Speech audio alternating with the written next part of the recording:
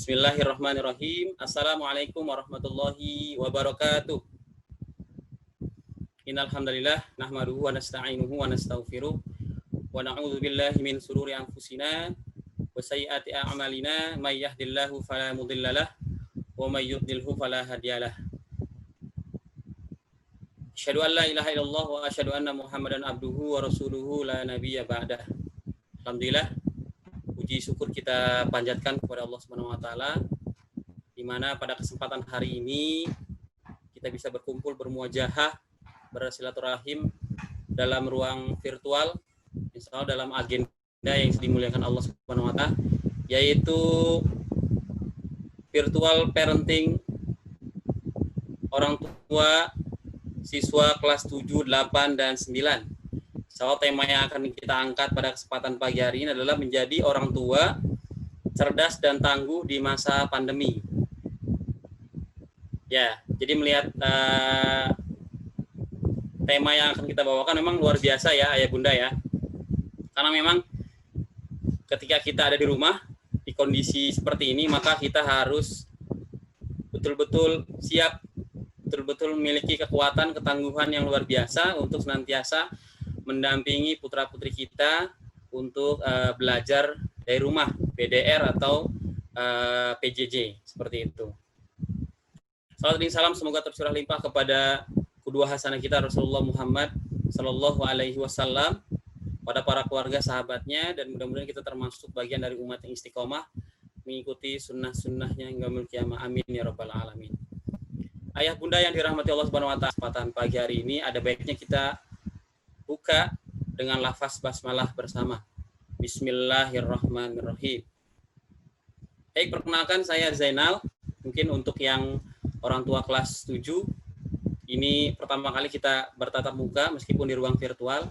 Untuk orang tua dari kelas 8 dan 9 mungkin sudah mengenal insya Allah.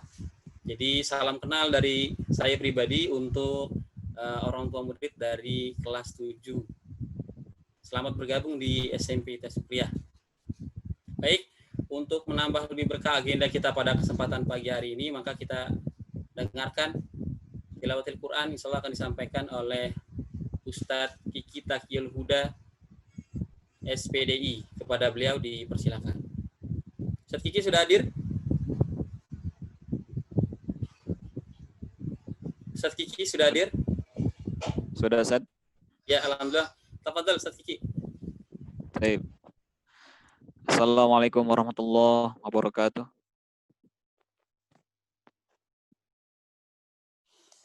أعوذ بالله السميع العليم من الشيطان الرجيم بسم الله الرحمن الرحيم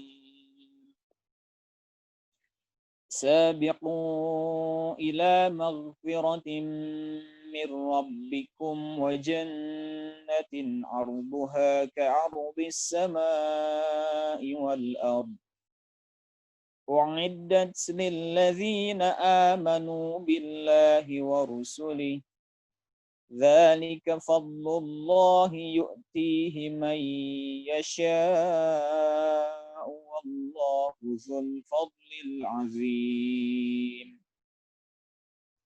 ما أصاب من مصيبة في الأرض ولا في أنفسكم إلا في كتاب من قبل أن نبرأها إن ذلك على الله يسير لكي لا تأسوا على ما فاتكم ولا تفرحوا بما آتاكم والله لا يحب كل مختال فخور والله لا يحب كل مختال فخور صدق الله العظيم. Wassalamualaikum warahmatullahi wabarakatuh.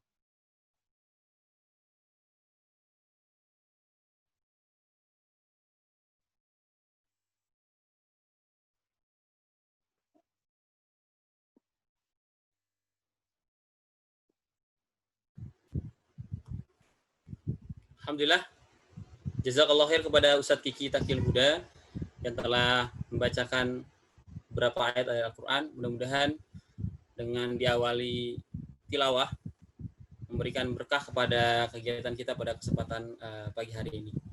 Baik ayah bunda yang dirahmati Allah Subhanahu wa taala, kita meningkat ke acara selanjutnya yaitu sambutan-sambutan. Sambutan yang pertama akan disampaikan oleh Ketua Komite SMP ITS Syukriyah. Insya Allah kita sudah memiliki ketua yang baru, yaitu kepada Bunda Lulu Rafata atau Bu Sri Sulastri SE. Kepada beliau dipersilakan. Monitor sudah hadir? Bu I sudah hadir, Bu I? Hadir. Alhamdulillah. Kabarnya sehat, Bu I? Alhamdulillah sehat, Ustadz. Masya Allah. Semuanya sehat di rumah ya, Bu ya? Sehat. Alhamdulillah. Silakan, Bun. Ya, Assalamualaikum warahmatullahi wabarakatuh. Yang kami hormati Kepala Sekolah dan Wakil Kepala Sekolah serta Dewan Guru, yang kami banggakan seluruh orang tua dari siswa-siswi kelas 7, 8, dan 9 reguler, termasuk orang tua dari anak-anak kita yang di kelas Quran untuk tahun ini baru 2 angkatan. Alhamdulillah meskipun kita masih di tengah pandemi, tapi agenda parenting tetap bisa berjalan sekarang secara virtual. Berharap parenting di awal tahun pelajaran 2020 menjadi bekal buat kita semua para orang tua dalam mendampingi anak-anak kita. Setiap kondisi akan menjadikan media untuk kita belajar mengasah diri menjadi orang tua terbaik untuk anak-anak kita. Semoga anak-anak generasi emas akan menjadi pribadi yang soleh-soleha dan tangguh yang kelak sukses meraih cita-citanya. Amin, amin ya robbal alamin. Pada kesempatan ini kami atas nama komite mengucapkan terima kasih kepada seluruh wali kelas dan orang tua yang sudah berpartisipasi dalam pemilihan koordinator kelas untuk periode tahun ini. Kami terus mohon kerjasamanya kepada ayah dan bunda agar kami dapat menjalankan tugas di komite dan koordinator kelas dengan sebaik-baiknya. Harapan kami besar Bapak, Ibu, Bunda semua bisa bekerja sama dengan kami dengan keadaan yang COVID atau COVID-19 ini tidak bertemu secara tatap muka, tapi dengan cara seperti ini insya Allah kami berharap silaturahmi tetap berjalan. Kami berharap sebagai komite Bapak Ibu semua menjadi mitra kami di sekolah SMP ITS Syukriyah. Itu kami lakukan demi anak-anak semua, demi kemajuan anak-anak, prestasi mereka, belajar mereka. Mohon tidak sungkan kepada kami untuk memberikan input yang bermanfaat, yang kami akan jadikan acuan kami dalam kepengurusan tahun ini. Insya Allah kami bisa menjembatani antara Bapak dan Ibu kepada sekolah ataupun yayasan. Akhir kata, kami sampaikan permohonan maaf apabila ada khilaf kami yang tidak kami sengaja. Salam hormat dari teman-teman kami di komite yang tidak bisa disebutkan satu persatu, Bunda, Bapak yang terhormat. Nanti mungkin kami akan berikan susunan secara lengkap, tapi karena kondisi seperti ini kita kirim via PDF melalui Bapak dan Ibu Walas di kelas masing-masing. Billahi taufik wal hidayah. Wassalamualaikum warahmatullahi wabarakatuh. Makasih Bapak Zainal, Ustadz Zainal atas waktunya kepada kami. Makasih.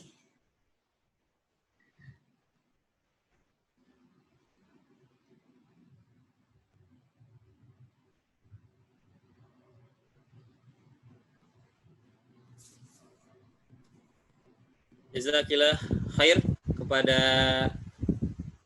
Bunda Lulu Rafata. Bu Ii ya, terkenal Bu Ii, Masya Allah. Alhamdulillah. Terima kasih atas sambutannya, ujangannya. Mudah-mudahan bisa sukses untuk komite di tahun ini, insya Allah bersama timnya ya Bun ya, insya Allah. Baik, meningkat acara selanjutnya yaitu sambutan yang kedua. Sambutan ini disampaikan oleh Kepala SMP Tes Kuliah kepada Ustadz Iwan Wahyudi MPD. Kami persilakan. Ustadz Iwan sudah hadir? Monitor, Ustadz Iwan? Cek suaranya, wajahnya jelas ya? Ya, sip, alhamdulillah jelas. Baik. Bismillahirrahmanirrahim. Assalamualaikum warahmatullahi wabarakatuh. Alhamdulillahirabbil alamin wa bihi nasta'inu ala umuri dunya waddin. Asyhadu an la ilaha illallah wa la syarikalah wa asyhadu anna Muhammadan abduhu wa ba'duh. Yang sama-sama kita hormati hadir di tengah kita Bu Ii, Bu Sri Surastri SE sebagai Ketua Komite dan juga jajarannya dirahmati Subhanahu wa taala. Bapak Ibu guru, tim manajemen, dan juga yang saya hormati juga ini Kak Rio yang mungkin sudah bergabung bersama kita untuk memberikan materi berkaitan dengan parenting hari ini. Dan tidak lupa ayah bunda yang saya banggakan. Kenapa saya banggakan?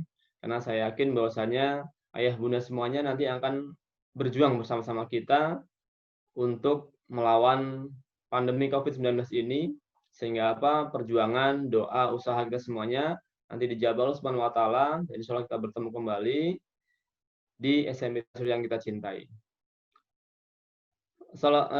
Puji syukur pada Allah Subhanahu wa taala, pada pagi hari ini kita semuanya dalam kondisi sehat walafiat. Semoga itu adalah nikmat yang Allah berikan pada kita karena cintanya Allah pada kita, dan semoga nikmat iman, Islam, kesehatan yang Allah berikan pada kita hari ini, dan insya Allah nanti ke depannya itu adalah sebuah keberkahan untuk kita semuanya, dan semoga kita semuanya, keluarga besar SMP Syukriyah, tetap dinaungi kesehatan, dijauhkan dari virus COVID-19 ini, dan insya Allah virus ini segera berakhir dan kita semuanya bisa bertatap muka kembali dalam situasi kondisi di SMP Syukriyah, yang mana saya lihat semuanya dari orang tua, siswa, kalau lagi curhat di medsos, ingin sekali datang ke SMA Syukriyah melihat, belajar, bermain, ya, dan lain sebagainya bersama kami di Syukriyah. Mungkin kalau Bapak Ibu guru sudah menjadi kebiasaan datang ke sekolah, tapi kalau anak-anak mungkin hal yang biasa nanti ketika mereka bisa datang ke sekolah. Marilah Bapak Ibu guru semuanya, Bapak Ibu orang tua murid, harapannya kita berdoa bersama-sama, diselipkan di saat-saat kita berdoa, semoga Allah Subhanahu wa taala segera mengangkat virus pandemi COVID-19 ini, sehingga kita semuanya bisa bergabung kembali di SMP yang kita cintai. Tidak lupa salam dan juga salam semoga dan juga selalu kepada Ustaz kita Nabi besar Muhammad Shallallahu Alaihi Wasallam, kepada keluarga sahabatnya, dan semoga tergolong sebagai umatnya yang istiqomah di jalan dakwah beliau sampai nanti di yaumil akhir. Allahumma amin. Ayah bunda yang dirahmati Allah Subhanahu wa taala, alhamdulillah pada hari ini hari Ahad ya, walaupun hari Ahad ya, harapannya kemungkinan besar sih kita mengambil hari Ahad, mungkin ayah bunda libur ya, libur, dan insya Allah bisa meluangkan waktunya dalam rangka kita ingin memberikan bekal, kita ingin memberikan modal, kita ingin memfasilitasi ayah bunda semuanya dalam rangka ayah bunda semuanya jadi orang tua yang cerdas, tangguh di masa pandemi COVID-19 ini. Kenapa hal ini harus kita laksanakan? Karena kemarin juga disampaikan bahwasanya sinergi antara kami, ayah bunda semuanya juga orang tua, itu adalah sebuah kesuksesan dalam rangka proses pembelajaran di tahun ajaran baru ini. Ayah bunda yang dirahmati Allah Subhanahu wa taala, yang pertama saya ucapkan terima kasih atas kehadirannya pada hari ini. Semoga ayah bunda semuanya yang hadir hari ini bisa dapat ilmunya, bisa berkah nanti ke depannya, sehingga ayah bunda semuanya sudah bisa menjadi dan juga siap menjadi orang tua yang cerdas ya, yang tangguh di masa-masa Covid pandemi 19 ini. Ayah bunda semuanya, tanpa terasa hari ini ya sudah berjalan beberapa hari, kita masuki tahun ajaran 2020-2021. Banyak sekali mungkin kekurangan kami selama tahun-tahun yang lalu. Oleh karena itu saya pribadi dan secara kelembagaan dan juga mewakili teman-teman di SMP Syukriyah, mohon maaf yang sebesar-besarnya apabila dalam rangka perjalanan kami memberikan hak kepada putra-putri ayah bunda semuanya, memberikan pengajaran belum maksimal. Oleh karena itu saya secara pribadi dan kelembagaan mohon maaf yang sebesar-besarnya. Virtual parenting ini sangat penting ayah bunda semuanya, karena kita dalam situasi dan kondisi yang tidak bisa kita prediksi. Apakah ini masih akan berlanjut sampai 1 tahun ke depan, ataukah cukup sampai 6 bulan ke depan, atau mungkin cuma beberapa bulan yang ke depan, tapi kita belum bisa memprediksi sedikit pun apa yang akan terjadi dalam hal kita di pandemi COVID-19 ini. Oleh karena itu, kami berinisiatif, kami ingin fasilitasi, kami ingin memberikan modal, pengetahuan, dan sebagainya pada ayah bunda semuanya, dengan kerjasama dengan MC Kuadrat, ya insya Allah nanti akan Kak Aryo sampaikan bagaimana menjadi orang tua yang cerdas, tangguh di masa pandemi COVID-19 ini. Sehingga bunda semuanya, tujuan kita bersama-sama untuk suksesnya tahun ajaran 2020-2021 itu adalah berkat sinergi antara kita semuanya yang ada di Asyukriyah. Baik ayah bunda sebagai orang tua, kami sebagai tim pengajar, manajemen, dan juga anak-anak yang insya Allah akan menjadi generasi-generasi yang siap memimpin Indonesia pada masa yang akan datang. Ayah bunda yang dirahmati Allah Subhanahu wa taala, mungkin tidak banyak yang dapat saya sampaikan. Sekali lagi, semoga virtual parenting ini, walaupun memang kondisi situasinya kita hanya melihat mungkin handphone, melihat laptop, dan lain sebagainya, tidak bisa bersalaman secara langsung, tidak bisa mungkin mengikuti hidangan yang kami sediakan, tapi saya yakin di rumahnya masing-masing sudah banyak hidangan yang sudah ada sepertinya. Begitu Bu Iyi ya? Singkong gorengnya ada Bu Iyi? Ya, harapannya itu semuanya bisa menjadi teman kita selama kita nanti mendengarkan, menyimak ya virtual parenting yang insya Allah tema kita sangat bagus sekali, menjadi orang tua cerdas, tangguh di masa pandemi COVID-19 ini. Baik ayah bunda semuanya, selamat mengikuti kegiatan pada pagi hari ini.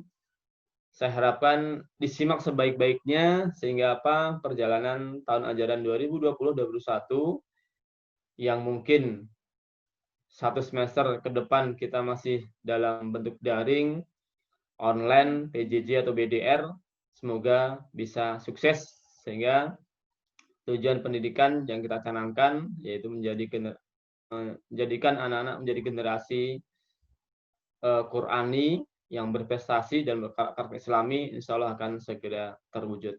Demikian yang saya sampaikan. Selamat mengikuti kegiatan ini. Semoga berkah semuanya dan bermanfaat. Kurang lebihnya dari saya mohon maaf.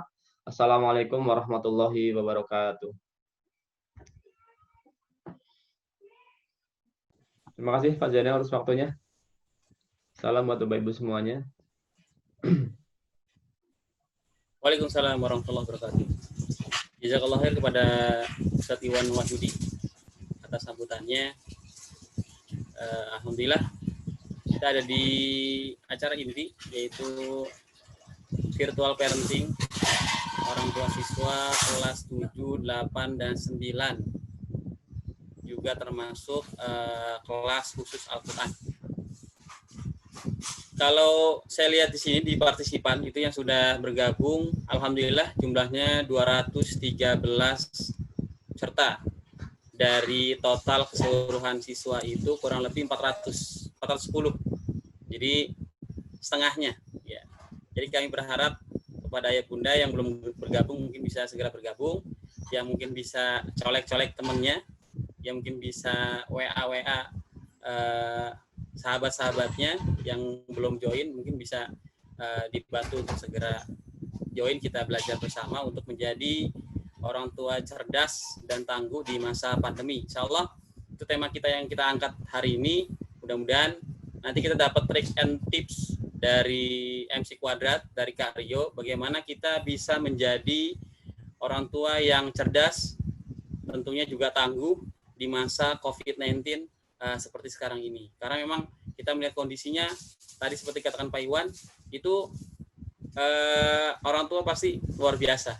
Ya, orang tua yang kemudian ada di rumah itu luar biasa, tiba-tiba merangkap menjadi semua guru semua mapel, harus bisa semua mata pelajaran, dan harus mendampingi anak full untuk bisa belajar dari rumah. Luar biasa.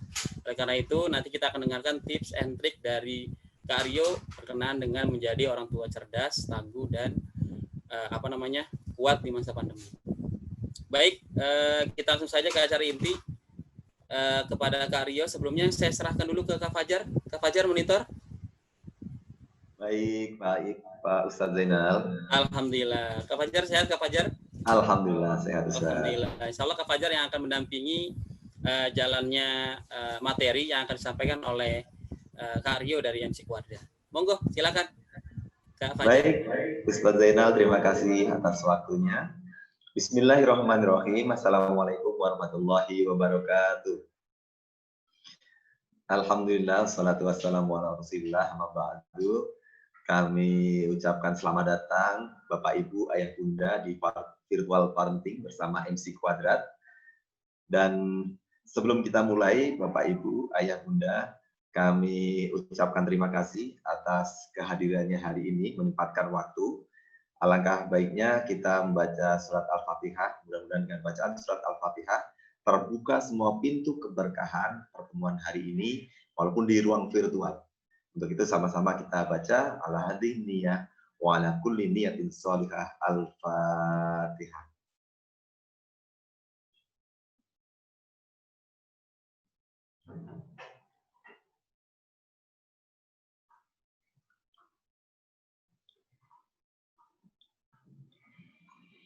Amin, amin ya rabbal alamin.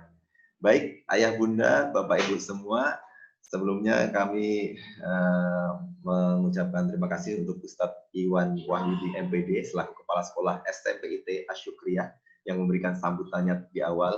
Kemudian juga kepada Bunda Ii, ini namanya gaul sekali nih, Bunda Ii, atau lebih lengkapnya namanya Ibu Sri Sulastri SE, selaku Ketua Komite tahun ini. Mudah-mudahan semua beserta jajaran pengurus lancar. Dan kemudian Bapak Ibu guru yang tak bisa kami sebutkan namanya satu persatu tanpa mengurangi hormat kami, serta Ayah Bunda yang sudah menunggu dari tadi pagi pertemuan hari ini. Kita akan mulai Ayah Bunda, tapi sebelumnya kami akan bacakan profil dari Kak Rio. Sebenarnya Kak Rio itu siapa sih? Nah, ini mungkin Ayah Bunda ada yang masih bertanya-tanya ini. Untuk itu saya akan bacakan profil lengkap dari Kak Rio. Ini adalah profil lengkap dari Kak Rio.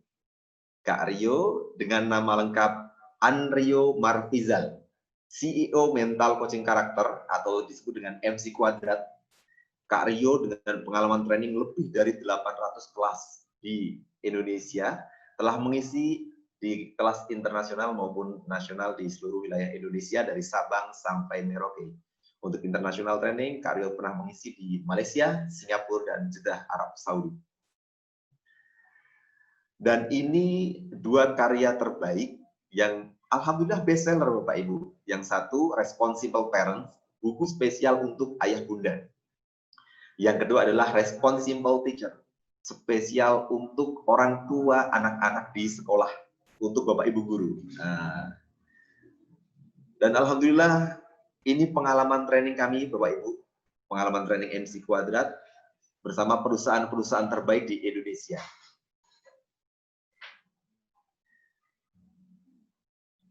Dan ini pengalaman training bersama lebih dari 500 sekolah di Indonesia. Dan salah satunya sekolah ayah bunda tercinta, yaitu STMPIT Asyukriyah. Untuk itu langsung saja kita akan persilahkan Kak Rio.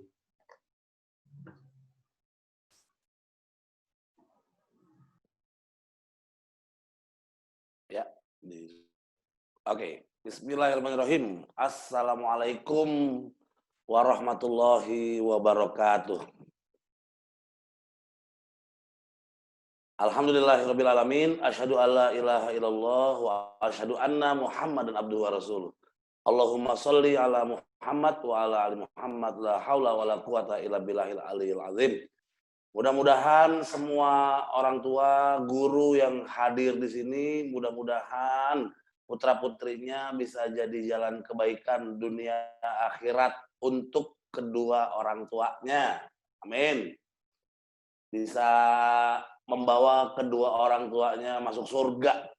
Ya Bunda ya. Amin. Yang aminnya kenceng, saya doain terkabul. Walaupun virtual, amin itu bisa menembus lapisan langit sampai ke arsy-Nya Allah. Mudah-mudahan insya Allah. Nah, saya Rio, salam kenal. Saya sehari-hari sebagai praktisi psikologi anak dan remaja. Alhamdulillah bisa ngobrol-ngobrol, kita sharing-sharing saja. Karena masalah keadaan saat ini tentu impact dirasakan oleh banyak orang dan impact-nya itu dirasakan banyak sekali lini yang kena impact-nya gitu ya. Tapi tenang saja, insya Allah kalau Allah kasih ujian itu Allah itu sudah menghitung. Jadi ujian itu nggak bakal kelebihan karena Allah itu accountable, menghitung semuanya. Allah cuma janji la yukallifullahu nafsan. Mas Ahmad agak pinggir, ini mata saya kealingan. Iya. Oke. Bapak Ibu semuanya, kita ngobrol mulai dari mana? Hari ini PJJ, pembelajaran jarak jauh, ini adalah sesuatu yang pastinya lumayan membuat kita harus berpikir ekstra. Tapi tak ada pilihan buat menyerah, karena menyerah hanya pilihan orang-orang yang bukan pasrah, tapi orang-orang yang serasa tak yakin bahwa ini bisa dilalui. Jadi tidak ada pilihan buat mundur atau menyerah. Yang ada bagaimana kita tetap survive, menghasilkan pendidikan yang terbaik untuk putra-putri kita. Oke. Nah, Bapak Ibuku sayang, ayah bundaku tercinta, nanti kita saat ini saya mohon izin Anda di-mute dulu, Anda semuanya akan di-mute-kan speakernya, nanti tapi tetap kita bisa berdiskusi, tetap kita bisa untuk berbagi pendapat, tapi nanti polanya kita hanya perlu menyesuaikan saja di online itu, pendapat Anda bisa diletakkan di chat dulu, diketik dulu, habis itu nanti saya akan persilakan Bapak Ibu untuk menyampaikan pendapatnya setelah kami berikan waktu supaya tidak terjadi bentrok audio di online ini gitu ya. Mohon izin dan mohon ikhlasnya. Sekarang dari mana kita mau mulainya, dari mana kita mau berangkatnya. Saya ingin mengembalikan dulu di mana kedudukan orang tua saat orang tua itu betul-betul menyadari apa fitrahnya dia menjadi seorang orang tua. Oke, Mas Ahmad sudah foto-fotonya? Kalau sudah, karena pergerakannya oke. Saya termasuk orang yang secara visual itu kalau banyak pergerakan di depan mata saya itu saya harus bekerja keras 2 kali lipat otak saya. Oke. Nah, dari mana saya mau mulai? Ayo kita dudukin lagi yuk. Sebenarnya secara prinsip, secara filosofis sebenarnya orang tua itu ada di mana tempatnya, perannya. Oke. Kalau hari ini kita sering bilang orang tua perlu mendampingi anak-anak saat PJJ. Saya agak tergelitik lewat sebuah pertanyaan. Apakah seandainya nggak ada corona, nah seandainya tidak ada COVID, seandainya tidak ada pembelajaran jarak jauh, tidak ada learning from home, LFH, apakah peran orang tua sebagai pendamping itu kemudian tiba-tiba hilang? Menganggap mendampingi anak di saat online ini adalah sebuah job baru, bagi saya lumayan keliru. Karena mendampingi anak itu bukan perkara corona atau PJJ, tapi mendampingi anak itu sampai jangka panjang sebagai peran kontribusi manfaat dan aktif sebagai orang tua. Anak mau nikah, didampingi. Anak milih jurusan, diajak ngobrol dan didampingi. Jadi kalau misalnya PJJ doang pendampingannya, lalu bagaimana dengan aspek yang lain? Jadi artinya ada PJJ, ada belajar jarak jauh, ada corona, atau tidak ada keadaan sama sekali seperti ini dan tetap biasa saja, pendampingan itu adalah fitrahnya kita sebagai orang tua yang memiliki putra dan putri, gitu ya. Jadi kita sepakati dulu bahwa pendampingan dan termasuk mendampingi anak-anak kita sampai mereka jadi orang-orang yang layak kelak. Gara-gara pendampingan kita, mereka yang mendampingi kita untuk mendapatkan kebaikan dunia dan akhirat. Jadi memang ini kayak simbiosis mutualisme, kayak ada hubungan kausalitas sebab akibat antara apa yang kita dampingi sekarang kelak akan menjadi pendamping kita juga di akhirat. Karena hal jazaul ihsan ilal ihsan. Kebaikan itu pasti akan berbalas lagi dengan kebaikan. Gitu ya. Jadi ayah bunda saya, hari ini kita sadari bahwa mendampingi anak itu bukan perkara PJJ. Makanya saya doakan tadi yang paling pertama, ya Allah, mudah-mudahan bunda ini dapat peluang, dapat kesempatan paling tinggi, bisa menghasilkan anak-anak yang menjadi jalan surga buat orang tuanya. Itu doa saya. Kenapa saya doanya begitu? Karena tujuan yang paling tinggi kita menyekolahkan anak dan membuat anak berpendidikan, itu berhenti pada titik yang paling tinggi, bisa membawa kita kemuliaan bukan hanya dunia, tapi sampai nanti kita dimuliakan Allah di akhirat. Oke ya? Kalau kita nggak ada punya perbedaan visi di sana, kita bisa lanjut. Tapi kalau bagi Anda menjadikan anak sukses dunia itu lebih tinggi, rasanya dari awal kita nggak bisa lanjutkan perbincangan ini, karena kita sudah berbeda tujuan. Gitu. Setuju dong, pastinya dong. Mencetak anak-anak yang nantinya bisa membuat kitanya sendiri mulia.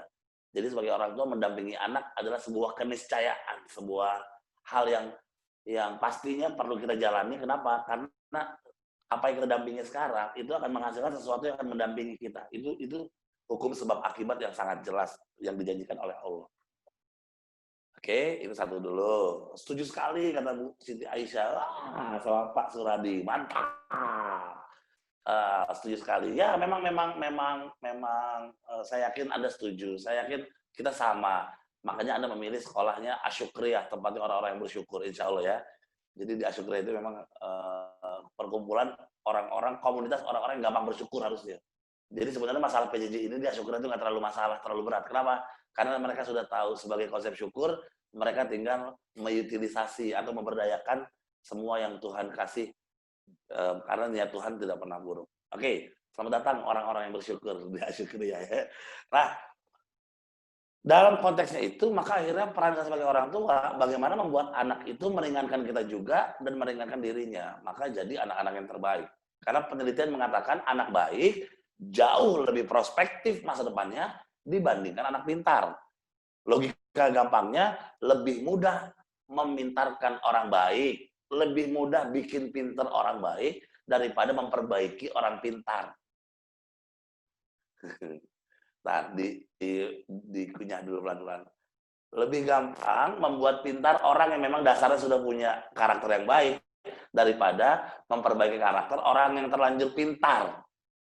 Jadi, pendidikan anak pada hakikatnya sampai kapanpun orientasinya kepada bagaimana ilmu yang mereka tahu, kepintarannya itu bisa bermanfaat baik buat diri dan orang lain. Sehingga menjadi orang baik itu menjadi urgensi prioritas pendidikan.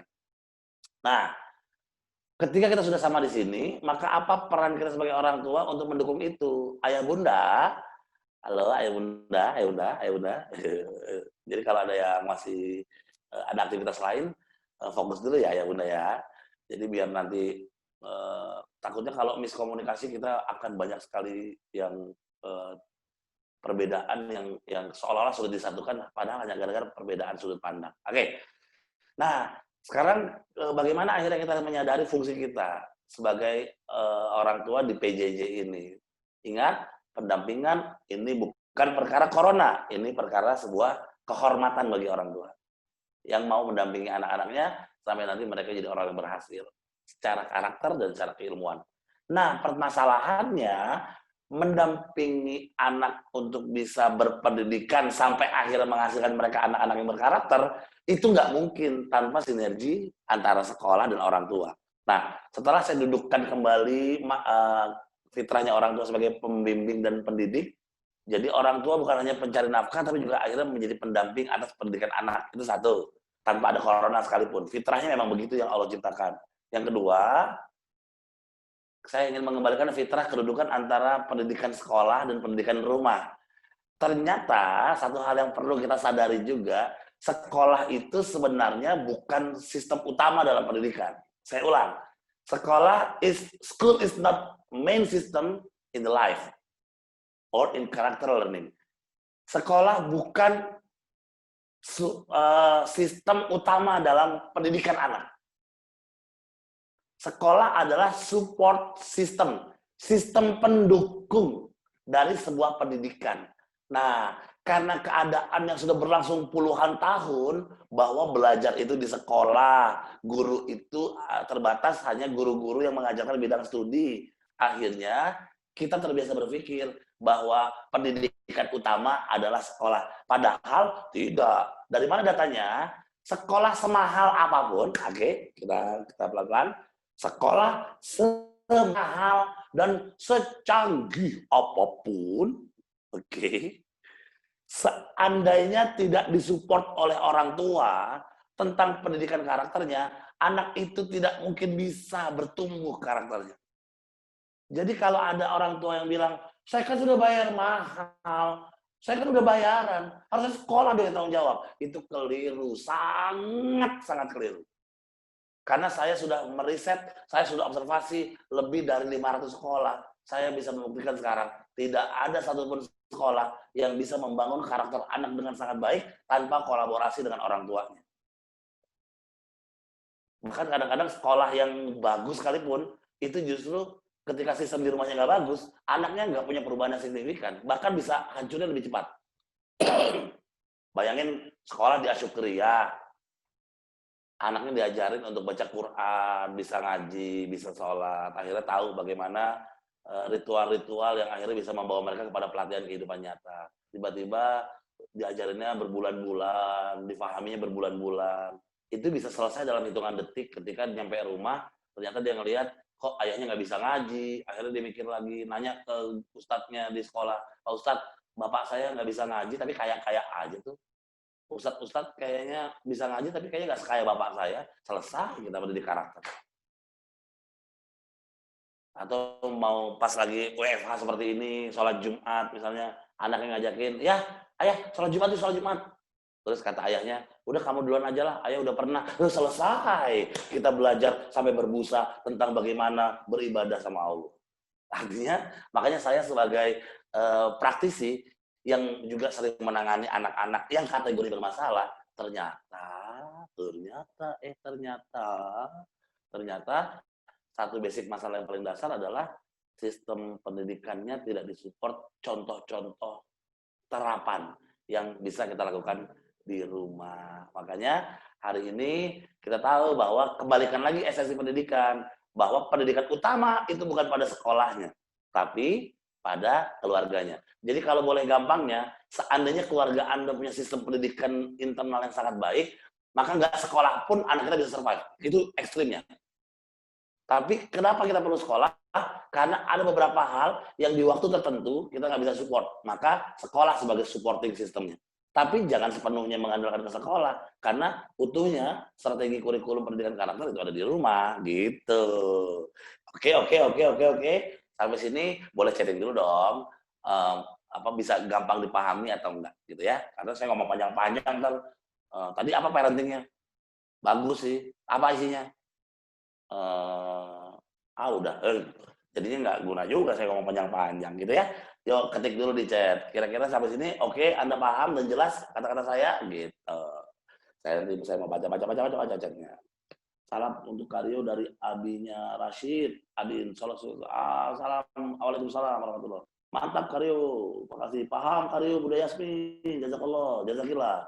Paham dan setuju banget. Oke, dapat dipahami. Ya, kan senang begini kita bisa ngobrol-ngobrol. Jangan. Apalagi kalau seandainya kalau Anda memungkinkan mengaktifkan video, senang sekali saya. Jadi saya bisa lihat ekspresinya, gitu. Karena salah satu etika video conference di online itu memang kita bertatap wajahnya lewat online, jadi jangan ngeliatnya tulisan doang gitu. Kalau memungkinkan, tapi ada beberapa mungkin yang rumahnya masih berantakan, malu gitu.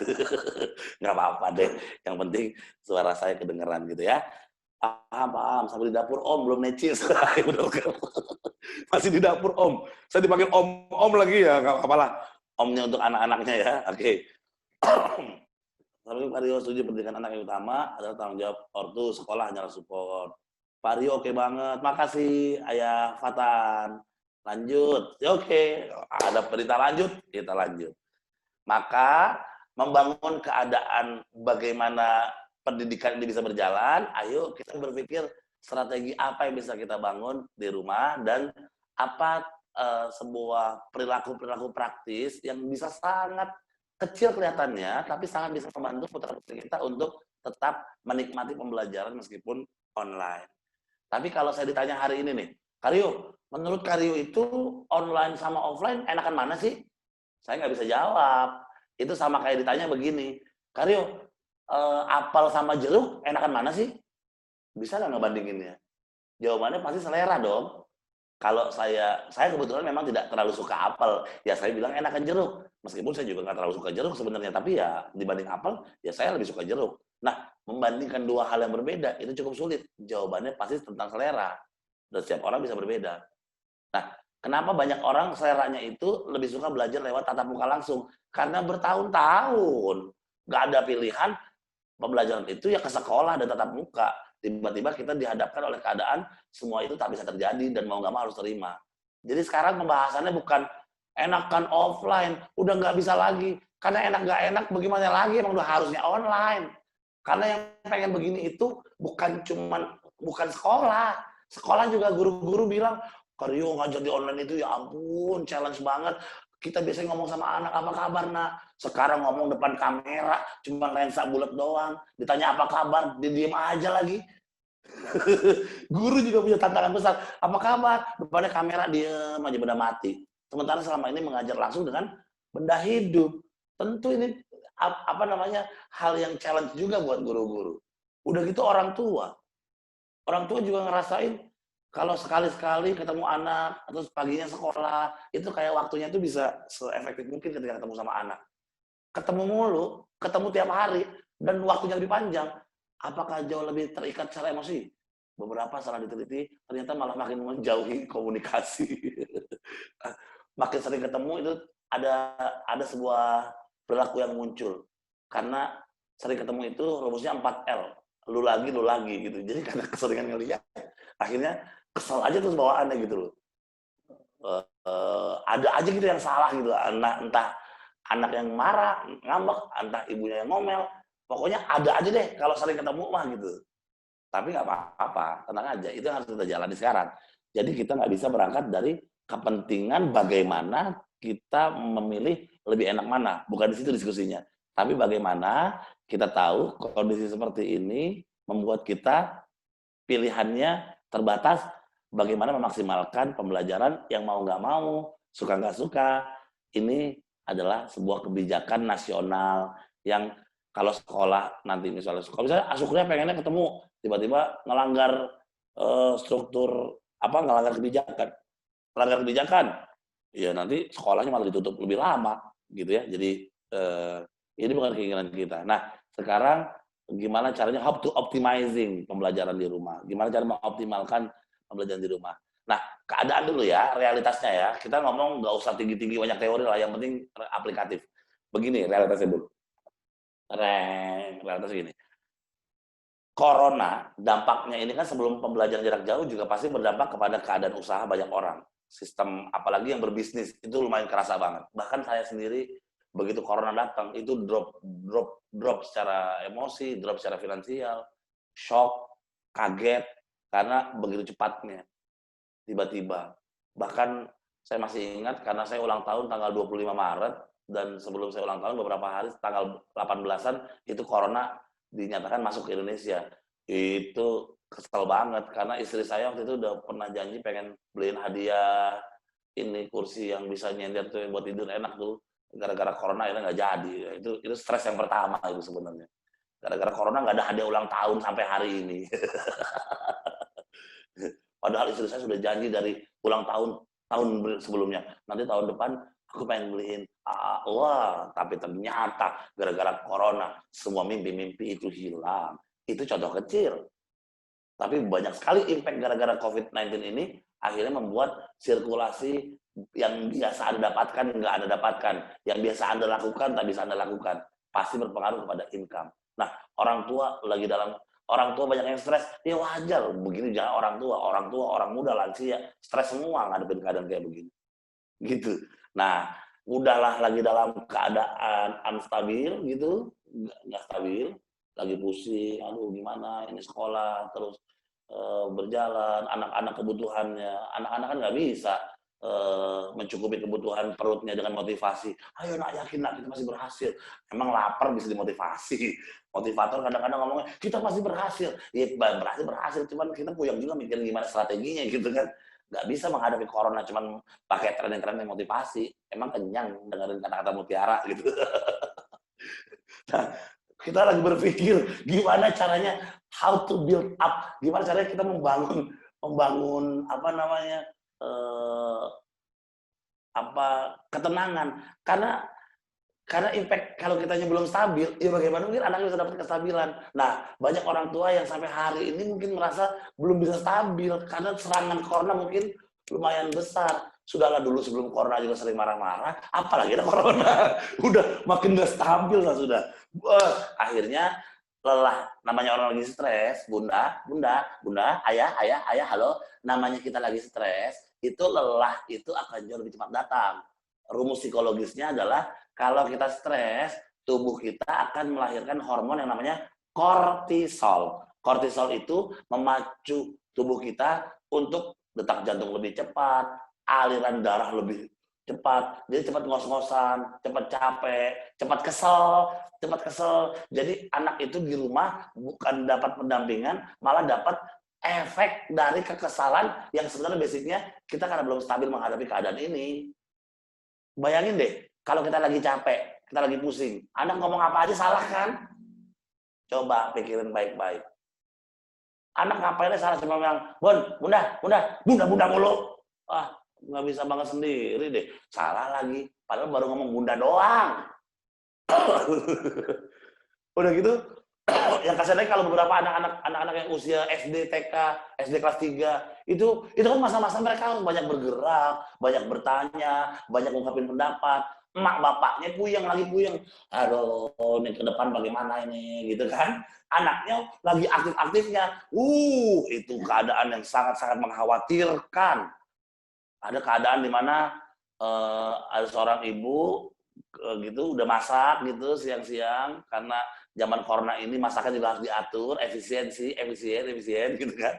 Masak, terus anaknya nggak makan, langsung bilang sama anaknya, "Hei nak, makan.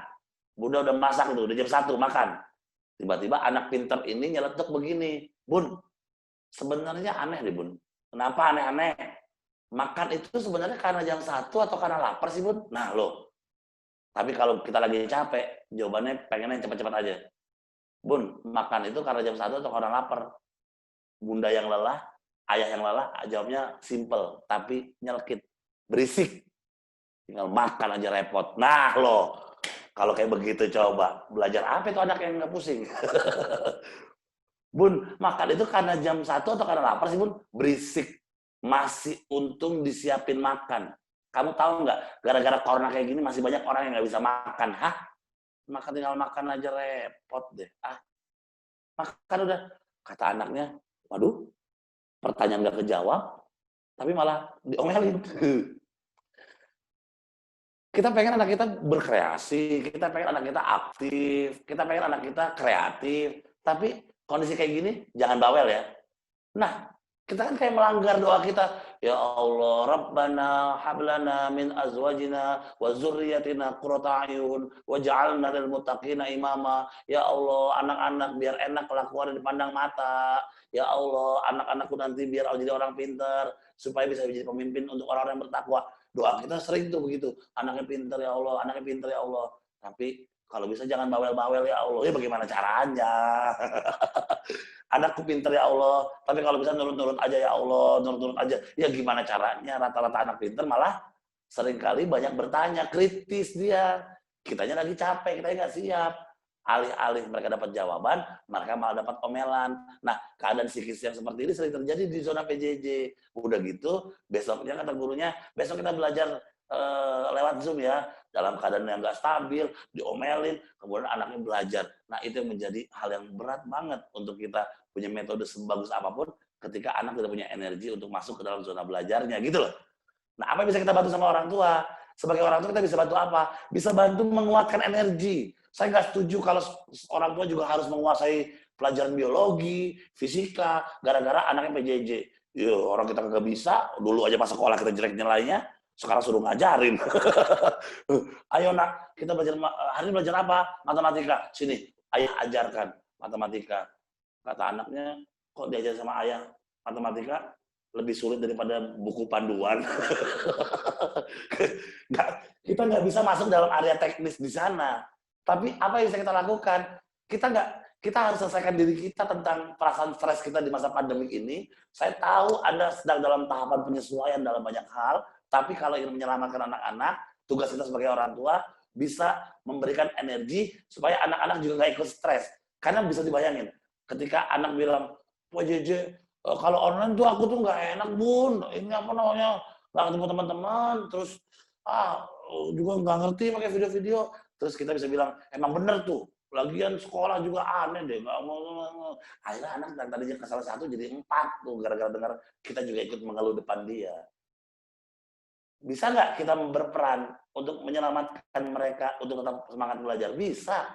Mereka ngeluh, nggak enak tahu bun, online bun, orang harusnya ini lagi ospek, kita bisa melihat sekolah baru, kita bisa bilang, iya nak, bunda sih ngerti banget, emang nggak enak, tapi memang ini karena kita nggak biasa juga, tapi ada pilihan lain apa enggak sih? Lah ngobrol tuh, kita nggak ada pilihan lain ya udah nikmatin dulu aja, nanti kalau ada pilihan yang lain kita coba pikirkan lagi. Tapi kalau kamu nggak happy-nya gara-gara nggak bisa ngobrol, nggak bisa main, nanti kita atur lah, kita cari bareng-bareng lah gimana caranya kita bisa ngobrol-ngobrol. Nah, itu kalau kita lagi sehat secara psikis, kita bisa bantu anak kita untuk mengetahui keadaan asli memang tidak nyaman, tapi kita nggak bisa menyerah gitu. Gitu. Jadi kalau orang tuanya ngeluh, berantem sama suami depan anak, kemudian kamu tinggal belajar depan komputer aja repot banget sih.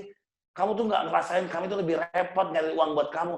Itu yang ada hanya mengungkapkan pendapat, sharing perasaan Anda, tapi perubahan tidak akan banyak terjadi. Kenapa? Perubahan itu kadang-kadang anak cuma perlu tahu satu hal. Mereka cuma perlu tahu ya sudah tugasmu hanya belajar enak, belajar nyaman. Kami sudah berjuang, oke, anak harus tahu itu. Tapi kita perlu melatih diksi yang keluar dari mulut kita itu dipikirkan. Yang kita omongin ini malah bikin anak makin ngerti atau malah makin nggak ngerti. Kita udah ngomel panjang-panjang, anak alih-alih malah semangat besoknya, anak malah mikir, bunda aja yang bener kan, kata bunda, kata ayah aja, online ini nggak bakal efektif.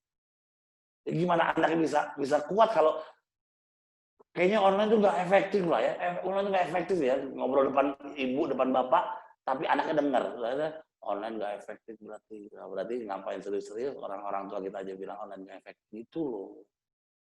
Jadi tahapan yang paling bisa kita lakukan mendukung sekolah untuk bisa mengajar yang terbaik adalah bagaimana orang tua bisa memberi energi dari kata-kata yang keluar.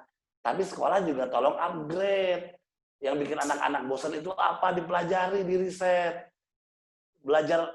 Ada orang-orang memang sebelum online saja ngajar membosankan, apalagi online gitu loh.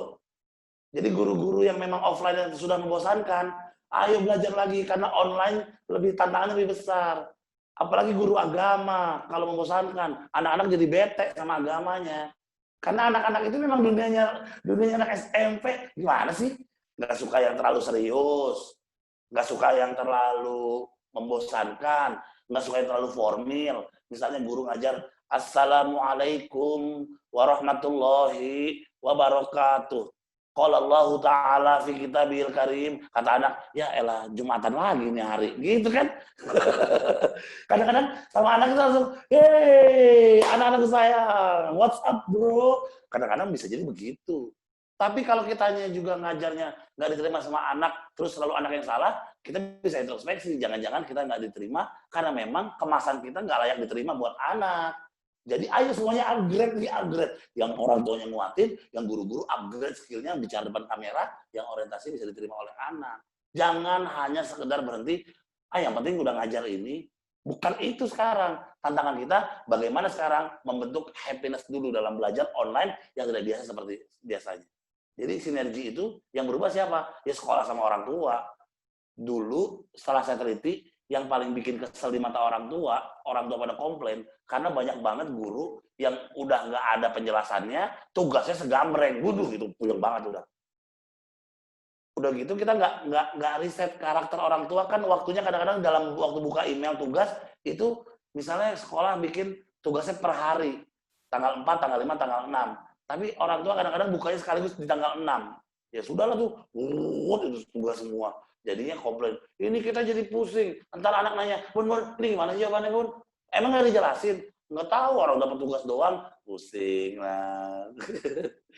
Kata Pak Bu Faras, keluhan para emaks nih, selama pandemik semuanya bener. Iya, karena saya meriset. Terus ada lagi, mudah-mudahan ini tidak diasyukri ya, ada lagi guru yang ngasih link pembelajaran lewat YouTube. Keren sih, tapi pas dibuka, ternyata link itu untuk pembelajaran yang disampaikan oleh guru yang dari sekolah lain, dari ruang guru. Nah kita kan kesel, lah berarti kalau gitu link ini cuman mereka ngasih linknya doang. Kalau kayak begini mah kita ngapain belajar sama gurunya, kita cari sendiri linknya.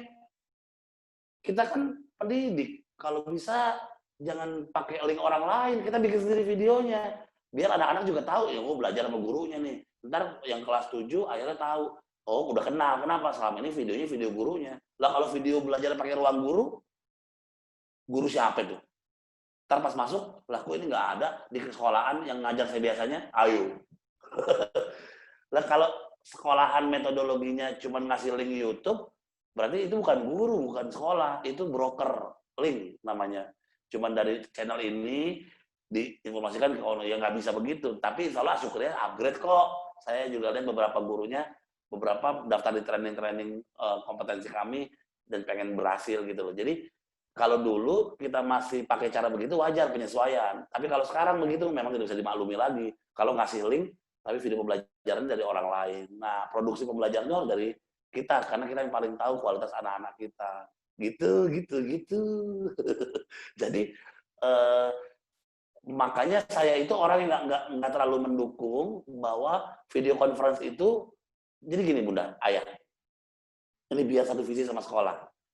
Saya orang yang tidak setuju di online itu, kita bisa berjumpa dengan anak-anak dan bisa berinteraksi secara langsung, itu dengan metodologi seperti yang kita lakukan sekarang. Lewat Zoom, lewat Google Meet, ini namanya video conference, platform seperti ini. Nah, pertanyaan besarnya adalah, apakah Zoom bisa dipakai buat mengajar? Bisa, tapi sayang, kalau Zoom hanya untuk menyampaikan teori-teori pengajaran. Zoom ini kekuatannya bisa membentuk interaksi meskipun online. Maka saya menyarankan untuk video conference seperti Zoom seperti ini, isinya jangan lagi terlalu teoretik. Tapi membangun kesenangan anak untuk belajar. Tiba-tiba gurunya datang. Nah, no listen today. Tidak ada belajar hari ini. Bapak hanya pengen kita memaknai sesuatu lewat sulap yang Bapak sampaikan. Nah, sulap misalnya apa ya? Ada alat sulap nggak? Contohin. Ini saya pengen bilang bahwa kita jangan latah-latah ikut budaya barat, Google Classroom dipakai. Budaya barat mah mereka setiap hari juga udah pakai email. Pelajari metode yang paling bagus dari kultur lokal, kearifan lokal. Jadi anak-anak kita memang kenapa suka lama-lama di online? Bukan buat belajar, main. Ya udah kalau gitu, kita jangan pakai istilah kita kan belajar hari ini. Itu saja udah membuat jarak. Ya udah nggak usah diomongin belajar, pasti belajar lah, tapi ujung-ujungnya gitu loh. Makanya saya kalau Zoom, yang sudah ikut pelatihan saya tahu, melarang kelas menggunakan kata belajar untuk anak-anak. Kenapa? Nggak usah diomongin, ntar juga mereka nggak sadar atau belajar gitu loh. Kita akan belajar hari ini. Ngapain lagi? Mau ngapain lagi ketemu gurunya kalau nggak ada pembelajaran gitu. Oke. Nah, saya misalnya ya, contoh paling gampang nih, saya pakai buku sulap nih. Tidak ada belajar hari ini. Sekarang Bapak hanya pengen semuanya kita saling berinteraksi karena sebenarnya Bapak rindu sekali sama anak-anak Bapak. Begitu kan? Nah, kenapa kita harus tetap belajar?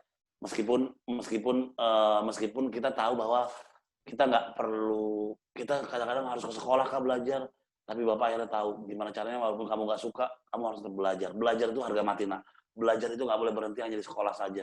Maka belajar tuh, ya. Tapi hari ini kita nggak belajar. Lah, kenapa Pak? Ya tenang aja, kita pokoknya sulap-sulap, kita happy sama Bapak ya. Nah, orang-orang yang nggak belajar itu akan kosong, nak. Pikirannya kosong, pengalamannya kosong, ya kan? Jadi kalau pengalamannya kosong, pikirannya kosong, kita bisa dapat apa dalam kehidupan? Nggak ngerti mau ngapain. Aku mau jadi apa ya cita-citanya? Nggak tahu. Kenapa? Nggak punya referensi. Nah, belajar itu bikin akhirnya kamu punya referensi. Yang tadi yang kosong jadi terisi. Belajar lebih giat lagi. Bukan hanya punya referensi. Membuat masa depanmu berwarna. Ya. Coba. Anak-anak penasaran bakal bilang, kok bisa begitu sih Pak? Kok bisa gitu sih? Yang udah tahu pasti bilang, ya aku udah tahu dong. Nah, itu terjadi interaksi. Nah, saat terbangun interaksi, secara psikologis, terbinalah engagement, keterikatan antara guru dengan murid. Kalau Zoom dipakai juga untuk ngajar lagi, lalu kapan kita bisa berinteraksi, tanya kabar mereka? Karena waktu Zoom terbatas, apalagi yang gratisan, 40 menit. Jadi 40 menit bisa efektif? Bisa, kalau kita nggak terlalu tinggi standar belajarnya. Tapi ini juga perlu dipahami orang tua. Orang tua yang otaknya belajar masih sekedar 1 tambah 1, 2 bilangan prima ini harus ada papan tulisnya, harus ditulis. Ya ini nggak nyambung juga. Ntar guru udah bagus, membangun engagement, sehingga untuk belajar di minggu depan, anak-anak nunggu, ada apa lagi nih Pak? Karena terbangun engagement, mereka ceria. Tapi kalau orang tua nggak diedukasi, nanti orang tua yang ngelihatnya tanpa visi yang sama, ngelihat Zoom, ini ngapain nih guru sulap-sulap, cengenges ketawa-ketawa, belajar kok kayak gini, mending undang badut ulang tahun aja kalau ntar nggak nyambung lagi. Orang tua itu nggak paham bahwa ini adalah pembelajaran juga, tapi untuk meraih hati mereka dulu. Kalau mereka udah teraih, ngomong apa aja enak. Kenapa anak susah banget dikasih Zoom-nya? Ya karena pengemasan belajar Zoom, ya di Zoom belajarnya kayak begitu lagi. Aduh puyeng, gitu loh. Oke. Nah, malah ada yang bertanya, kok bisa jadi berwarna? Malah ayah Fatan malah penasaran. Nah, penasaran itu adalah dimensi rasa yang perlu kita tumbuhkan untuk mereka bisa ikut di pembelajaran minggu depan tanpa harus kita perintahkan. Karena guru-guru, orang tua, itu nggak bisa capek terus bilang, ayo belajar. Nyiapin segalanya, capek. Maka masing-masing punya tanggung jawab. Sekolah menciptakan metode-metode yang menyenangkan, orang tua tahu online ini standarnya nggak bisa disamakan seperti offline. Itu bakal nyambung, sinergi. Karena orang Dikbud udah bilang kok, jangan pikir untuk tuntaskan kurikulum di saat keadaan seperti sekarang ini. Sekolah bebas untuk menentukan metode seperti apa. Yang penting anak-anak tetap happy learning. Dan tetap ada value. Minimal kalau nggak banyak belajarnya teks, teoritik, ada pembelajaran karakter di sana. Ini kan walaupun sulap ada pembelajaran karakter. Tentang semangat pembelajar. Gitu loh. Dari mulai nggak punya apa-apa, nggak ngerti apa-apa, belajar, akhirnya jadi pemula, lama-lama menjadi expert dan berwarna. Ya, kayak gitu-gitu loh. Ada pembelajaran di sana. Tapi kita harus satu visi. Ayah bunda satu visi. Jadi begitu ngelihat Zoom, kok ini anaknya bisa ketawa enak, hargai. Baru tanya, belajar apa hari ini? Nggak belajar, jangan marah-marah dulu. Karena memang kita nggak perlu cuma istilah, kita hari ini belajar. Buat apa istilah, tapi nggak dapat apa-apa di otaknya. Kata bapaknya nggak belajar, tapi dapat apa? Tapi tadi dapat gini, gini-gini. Dia cerita, nah itu udah belajar padahal. Oke? Kita perlu bergandengan tangan, berangkulan untuk satu visi. Capek kalau kita harus jawab pertanyaan orang tua yang komplain hanya gara-gara nggak paham. Nanti kalau misalnya PJJ terus, anak kita nggak bisa interaksi dong. Yang bikin nggak bisa interaksi bukan masalah PJJ. Nggak bisa interaksi seperti biasa, iya. Tapi apakah nggak bisa interaksi? Bisa. Tapi tinggal cari metodenya. Begono. Karena yang mau PJJ itu bukan sekolahan, tapi dunia sekarang menuntut kita untuk seperti itu. Begitu. Ayo bunda, kuatkan energi anak-anaknya untuk belajar.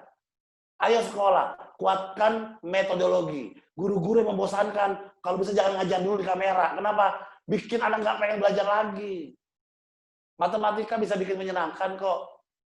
Bikin kuis-kuis matematika yang bikin penasaran. Saya kalau ngisi training pakai pola matematika. Begitu. Jadi kalau anak-anak udah happy, waduh itu modal besar. Oke? Pemerintah sendiri sudah bilang jangan fokus tuntaskan kurikulum saja, tapi juga bikin pembelajaran menyenangkan. Nah, udah dibikin kayak begini, tinggal kita punya keberanian nggak untuk betul-betul merancang pendidikan online bukan dari keren-kerenan. ini cuma keren-keren dari aplikasi. Kita pakai sekolah kita pakai aplikasi ini. Akhirnya stres lagi. Kenapa? Ternyata kemampuan orang tua juga beragam. Ada sekolah canggih banget, ini klien saya. Segala platform dia punya. Zoom pakai, Google Meet pakai, terus Google Classroom pakai, Kahoot pakai, pokoknya banyak banget dah. Banyak platform yang dia pakai. Orang tua yang tahapan kemampuan digitalnya tinggi, itu nggak sulit memahami. Kadang-kadang kita udah ngirim nih, ayah bunda, disampaikan pada putra-putrinya ya, sudah kami kirimkan lewat Google Drive, linknya ini, atau lewat Google Classroom dengan ID yang ayah bunda sudah tahu, ID putra-putrinya. Ntar ada orang tua japri, Bu, saya ribet Bu, buka-buka email, saya sering keluar, saya sering di jalan. Udah Bu, informasinya lewat WA aja. Nah loh, udah bikin sistem yang keren, tiba-tiba ada orang tua yang minta, udah Bu, WA aja. Lah loh, WA aja. Kerja 2 kali jadinya sekolah. Udah ngirim email, ngirim WA lagi. Kenapa? Itulah akhirnya pesan bahwa orang tua juga perlu upgrade. Gitu. Nah, ini ada Bunda Faras nih, saya tiap Senin sampai Jumat harus buat suasana hati anak-anak saya happy. Karena suasana anak saya itu, ternyata dengan begitu mereka cepat menyerap pelajarannya, nggak pada cemberut. Nah, akhirnya terbukti teori saya, sampaikan aplikasinya lewat Bunda Faras. Kita tanya yuk, Bunda Faras bagaimana menjalannya biar jadi ilmu buat kita semuanya. Assalamualaikum, Bunda Faras. Udah jam 10 aja, udah habis dong. Bunda Faras, Assalamualaikum. Mana dia? Halo, Bunda. Suaranya nggak ada, connect nggak sama ini? Oh, di sini ntar. Ada. Sip. Bunda sehat? Sehat, alhamdulillah Kak. Alhamdulillah. Itu sampingnya ayah Anda, nitip-nitip aja. Ketengah lah. Senang banget ikut parenting berduaan. Nah, ini enaknya Bun, kalau training parenting, walaupun online tapi tetap berdua. Kenapa? Nanti abis ini nggak salah-salahan. Biasanya kalau sendiri doang kan nanti misalnya bundanya yang ikut nih, langsung ngomong, tuh ayah nanti sebenarnya ayah tuh harus ikut trainingnya Karyo, ntar ayahnya kesel. Atau kalau ayah yang ikut, langsung, bunda tuh harus ikut trainingnya Karyo, saling menyalahkan. Kalau berdua kan, udah tahu kan ya, udah sip, kita jalan bareng-bareng, itu enak. Tapi yang masih nggak berdua, hari ini parenting nggak apa-apa ya, masing-masing keluarga punya kekuatan yang berbeda-beda. Sip. Gimana nih Bunda Faras menghadapi PJJ untuk membahagiakan anak-anak? Strateginya gimana Bunda sayang? Yang pertama itu suasana hati yang perlu diperbaikin. Ya. Jadi kita pinter-pinter. Misalnya hari ini tuh pelajarannya A, B, C, yang mereka mungkin nggak senang dengan pelajaran itu. Mungkin dia bete. Jadi kita harus kasih dulu, oh nanti kalau udah belajar kita begini. Kadang-kadang kalau saya nggak bisa tuh Kak, saya minta tolongin sama ayah. Aduh, saya kayaknya hampir emosi, tolongin dong. Saya pergi deh, ayah yang masuk, gitu. Oke. Kolaborasi dong berarti ya? Iya, soalnya kan kadang-kadang saya ya kan kerja Kak ya, kan WFO. Ini kadang-kadang di ruangan ini aja ada 4 kegiatan yang semua kameranya nyala kan. Betul. Yang kecil yang kelas 3 kan dia bolak-balik nanya, gangguin kita. Belum jadinya kan bete ya suasananya. Iya. Iya, benar. Saya bilang yang penting nggak ada deadline ya Kak. Kalau nggak ada deadline itu anak-anak itu nggak terbebanin banget. Tapi kalau pakai deadline tuh, mereka itu juga stres kayak di pressure gitu ya. Oke. Ini berupa masalah aplikatif nih, deadline, betul. Sebenarnya kalau saya pandangannya deadline itu memang betul, tapi kemasan menjadikan deadline itu loh Bun. Kemasan kita untuk menyampaikan bahwa ini deadline itu kadang-kadang yang membuat anak lebih stres. Harus ya, gini ya. Tapi tiba-tiba udah dikerjakan secara deadline, anak-anak udah pada disiplin, tapi nanti sekolah memberikan toleransi juga untuk anak-anak tidak ngumpulin pada waktu yang tepat. Itu juga kadang-kadang deadline itu cuma jadi bikin pusing, tapi juga nggak dilihat juga yang disiplin, misalnya seperti itu. Ada beberapa sekolah seperti itu. Syukurnya mudah-mudahan tidak. Karena saya juga nggak tahu apa yang terjadi di dalam. Terus deadline itu kemasannya bisa, siapa nanti yang bisa mengirimkan lebih awal, Bapak tambahkan bintang khusus di pembelajaran ini, kamu pasti dapat yang terbaik. Nah, kayak gitu kan bukan lebih karena deadline-nya, tapi karena apa yang mau dia capainya. Itu kemasan diksinya yang kadang sangat bermasalah. Awas ya, kalau ngomong tepat waktu, Bapak nggak akan terima lagi. 2 hal yang berbeda dengan kalimat, saat ada yang kamu ngirim lebih awal, kamu akan dapat ini, gitu loh. Jadi itu sharing dari saya. Tapi saya apresiasi banget satu, tanpa Anda berbahasa, Anda ikut berdua, itu tandanya Anda sudah collab dari contohnya saja sudah collab. Anda sudah kelihatan kolaborasi. Apalagi kalau itu terjadi di Anda sudah terbukti kan, anak-anak jadi bisa. Bunda nanti setelah ini kamu belajar dulu, setelah ini main sama Bunda. Itu kata-kata yang sangat oke. Kalau Bunda nggak bisa, minta tolong ayah. Itu artinya keluarga berjalan sistemnya. Dan itu yang membuat akhir pembelajaran apapun akan tetap bisa berjalan. Tepuk tangan, udah selamat. Mudah-mudahan berkah terus keluarganya dan dijaga Allah menjadi keluarga yang terus mulia sampai nanti kakek, nenek tua dan anak-anak jadi anak-anak yang berhasil. Amin. Saya lanjut ke yang lainnya, Bunda dan ayahku sayang. Oke. Karyo, anak-anak saya sekolah online nggak didampingi para orang tua karena saya dan suami kerja full dari pagi sampai sore. Ya, terus gimana? Saya bisa berbuat apa? Saya bisa berbuat apa gitu ya. Ada orang tua yang nanya gini, Karyo, anak saya diasuh oleh pembantu. Sekarang kami berdua harus bekerja. Dan saya juga bukan tipikal psikolog yang bilang bahwa harus berhenti. Karena ada juga orang tua yang di rumah terus, anaknya nggak keurus juga ada. Jadi apakah teorinya orang tua di rumah terus anak pasti keurus? Ada orang tua yang di rumah juga, tapi tetap anak nggak keurus. Ini masalah mentalitas gitu loh. Nah, ada yang mengatakan tadi, orang tua yang mengatakan, kita nggak sempat dampingi, boleh nggak ya didampingi oleh asisten rumah tangga? Saya bilang boleh saja. Asalkan Anda lebih yakin, pembantu Anda lebih pintar daripada Anda. Titipkan anak Anda kepada pembantu Anda. Itu jawaban yang sedikit menyakitkan tapi lembut ya. Oke. Saya kerja di Kalimantan, anak dengan suami di Tangerang. Bagaimana tetap membangun kedekatan dan mendampingi anak selama PJJ? Saya sebut namanya karena ini pesantren private. Saya kerja di Kalimantan, anak dengan suami di Tangerang. Bagaimana?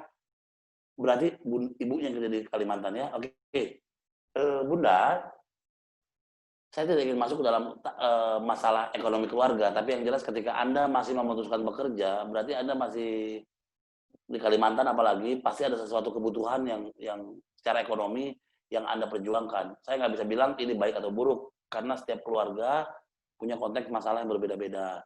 Tapi bundaku sayang, yang kerja di Kalimantan, sementara suaminya di Tangerang, dan Tangerang, seandainya pun Anda masih berusaha untuk bekerja, tolong pikirkan lagi benefit tentang masa tua Anda. Oke, kalau kita ngikutin kebutuhan ekonomi, pikirkan lagi apa prioritas yang harus kita capai dulu. Karena kalau ngikutin kebutuhan, ngikutin butuhnya, itu nggak akan habis-habis sampai kita tua, sampai akhirnya kita tahu bahwa saat kita tua, kita punya segalanya, tapi kita nggak punya aset yang paling berharga, yaitu anak-anak kita. Bun, saya itu melihat orang tua saya saja. Saya itu lahir dari keluarga yang cukup berkecukupan. Ya, keluarga kaya lah. Lihat deh muka saya. Ada nggak muka orang kayanya? Beneran. Ayah saya tergolong sangat berkecukupan. Kami tidak punya masalah finansial di masa kecil. Tapi kalau boleh jujur, kami punya masalah yang paling besar, impact-nya sampai hari ini, yaitu kedekatan dengan ayah. Bahkan saya bisa bilang, saya adalah anak yang sampai sekarang tidak normal hubungan saya dengan ayah saya. Bahkan boleh dibilang, saya tergolong anak yang lahir di keluarga broken home. Kenapa? Saya nggak pernah ngerasain tuh bisa ada empati sama ayah saya terlalu tinggi. Tapi kalau ibu saya sakit koreng aja saya datangi. Pernah suatu ketika akhirnya ayah saya dulu itu anak buahnya itu banyak sekali. Ayah saya PNS di sebuah kantor wali kota dan jabatannya di kantor itu adalah lapis kedua. Anda bisa bayangkan, di satu kantor wali kota daerah Kota Madya Jakarta, ayah saya adalah lapis kedua. Oke, jadi kalau saya masuk kantor wali kota, itu dari mulai satpam itu udah kenal gitu. Zaman saya kecil itu kalau lurah kalau bikin KTP minta tanda tangan lurah, kita ke kelurahan, kita bikin KTP ke kelurahan. Kalau saya nggak pernah datang ke kelurahan. Itu lurahnya datang ke rumah, ngasih KTP saya. Itu saya mau gambarkan saking idealnya secara finansial keluarga kami saat itu. Tapi kalau boleh dibilang, ayah bundaku sayang, krisisnya terjadi ternyata impact-nya ke depan. Ketika ayah saya bondingnya kurang, kedekatan sama keluarga kurang, kadang-kadang bahkan kami harus sholat id hanya bertiga. Bersama mama, kakak saya yang perempuan, bersama saya. Kadang-kadang mama juga sakit ke rumah sakit, kami yang antar. Kadang-kadang mama saya sendirian kalau kami sekolah. Mama saya kebetulan agak sedikit penyakitan, sering dioperasi, sering di rumah sakit. Dan kadang-kadang beberapa kali operasi tidak ada figur ayah di sana. Dan akhirnya, segala sebab akan menimbulkan akibat. Yang paling menyedihkan ketika nanti kondisinya seperti ayah saya, ketika nggak ada lagi ada anak buah. Ketika sudah pensiun, ternyata begitu dia kena stroke, yang ngurus adalah keluarga terdekatnya. Makanya Nabi udah bilang, khairukum khairun li ahlihi. Kalau pengen jadi orang baik, itu jadilah orang baik dulu buat keluargamu. Jadi orang baik dulu buat keluargamu. Jadi, saya tidak ingin mengatakan bahwa Anda sekarang bekerja di Kalimantan itu salah, bundaku sayang. Tapi, kalaupun ada prioritas yang mau Anda selesaikan, segera selesaikan, dan ikuti. Kalau itu sudah selesai, pulanglah ke rumah. Karena apalagi pengaruhnya seorang ibu. Ibu itu, kelekatan anak, itu pernah 9 bulan, tali pusarnya, itu terikat dengan Anda. Ari-arinya. Tali pusar Anda dengan ari-arinya itu terikat. Yang namanya terikat, pasti ada bonding. Makanya rahim cuma punya perempuan. Karena laki-laki sulit memberikan kerahiman yang lebih tinggi daripada perempuan. Kalau seandainya ibunya jauh, terlalu banyak resiko masa depan yang harus Anda terima. Meskipun Anda punya segalanya. So, wajar kalau Anda akhirnya memutuskan hal yang besar untuk anak. Atau bahkan kita mati-matian buat anak. Karena Anda punya alasan. Karena saat Anda mati-matian buat anak, kelak anak yang akan mendampingi di hari kematian Anda. Masuk akal ya? Karena kalau udah kehilangan anak, kita kehilangan semuanya. Makanya Nabi Ibrahim ujian tertingginya adalah sanggupkah dia kehilangan anak untuk membela cintanya kepada Allah. Ibrahim kalau untuk Allah dikorbankan anak. Tapi kalau bukan Allah, nggak ada urusannya anak dikorbanin. Nah, akhirnya kalau memang Allah tujuannya, Anda silakan ke Kalimantan. Tapi kalau memang materi, segera selesaikan target-target yang Anda punya dan segera punya sebuah visi esensi untuk kembali berkumpul ke keluarga. Karena kalau saya bilang, efektifkah anak bersama ayahnya saja? Ya kalau efektif anak itu bersama ayahnya, tidak ada sunnah pernikahan bagi seorang muslim. Gitu ya? Oke? Bayangnya mudah-mudahan membantu ya Bun, menguatkan Anda untuk kadang-kadang udah selesai satu, ada lagi prioritas, pengen punya ini lagi, pengen punya itu lagi. Akhirnya Anda penuhi segala hasrat yang Anda mau, tapi Anda kehilangan aset yang sebenarnya yang Anda punya. Jangan sampai kita cari segala-galanya, tapi kita kehilangan aset. Ada orang tua yang bilang, saya itu nggak bisa pungkiri Kak, saya pengen berbuat yang terbaik buat anak-anak. Karena sekarang saya, jangankan anak saya pintar, anak saya bodoh saja saya akan hargai dan saya akan terima. Kenapa? Karena punya anak itu aset yang paling besar buat saya. Saat jutaan orang di luar sana dan berdoa dan berharap punya anak, ngeluarin uang ratusan juta untuk punya anak, ngeluarin effort sebegitu besar untuk punya anak. Tapi kita sudah diberikan, maka kita punya tanggung jawab untuk membesarkan mereka dengan amanah yang besar karena dia adalah aset kita. Gitu. Akhirnya kami melanggar komitmen sebelum mereka kelas 12 tidak dipegangi gadget karena pandemi ini yang SMP kami jadi berikan. Semoga dimanfaatkan dengan tanggung jawab. Mohon para Bapak Ibu guru tidak bosan menasihati agar ada beberapa rules yang harus sepakati dulu, tiba-tiba gara-gara online seperti ini mau nggak mau bukan melanggar komitmen, mungkin bahasanya supaya ada tenang. Tapi bahasanya menyesuaikan dengan keadaan, tapi tetap harus ada komitmen. Tetap harus ada komitmennya tentang penggunaan gadget, tapi sesuaikan dengan kebutuhan keadaan, karena semua pergerakan dan penyesuaian pembelajaran online itu membutuhkan gadget. Waduh, bahagia banget saya nih. Aduh.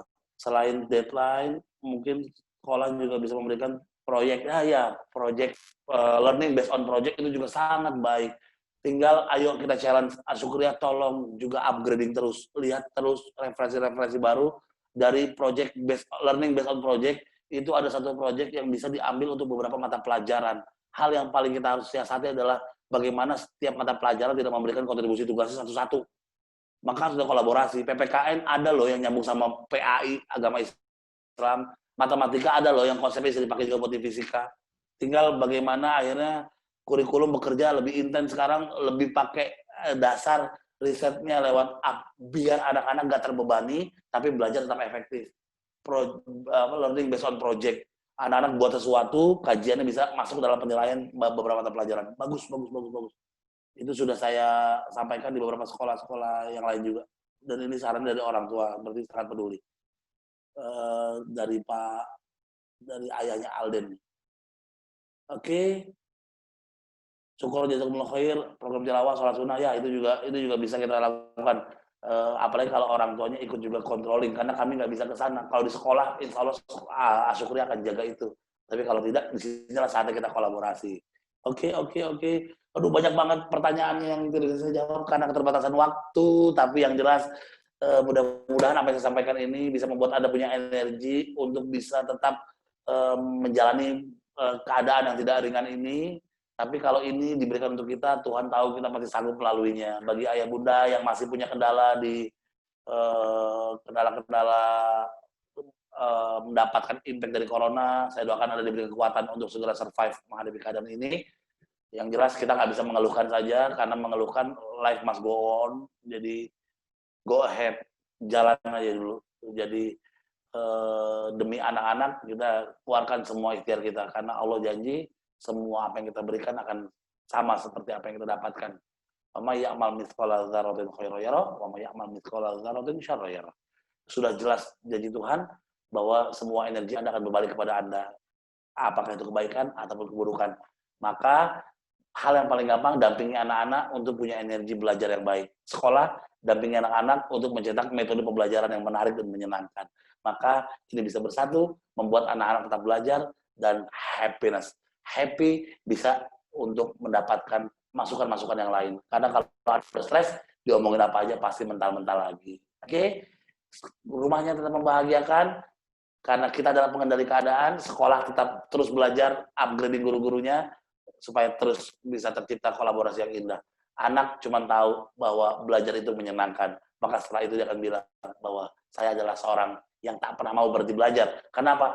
Ngebahagiain banget. Oke? Terima kasih, ayah bundaku sayang. Maaf kalau tidak terjawab, tapi saya akan minta tim saya untuk meng-capture beberapa pertanyaannya. Nanti bisa jadi kami akan berikan jawabannya ada di Instagram. Instagram saya itu ada di @responsimple.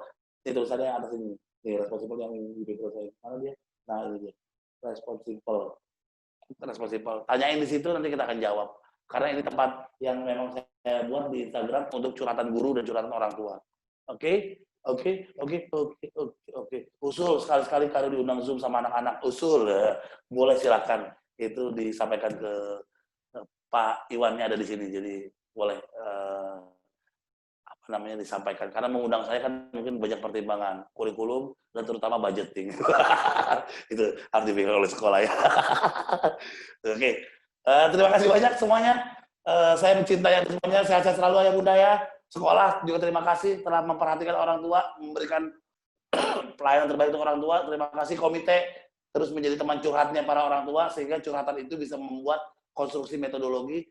Bapak Ibu guru, komite, apapun curhatan orang tua, itu adalah terima kasih kita kepada orang tua, karena dengan itu kita bisa merancang metode yang terbaik bagi apa yang mereka rasakan. Karena kadang-kadang rancangan kita belum tentu sama dengan apa yang terjadi secara kenyataan.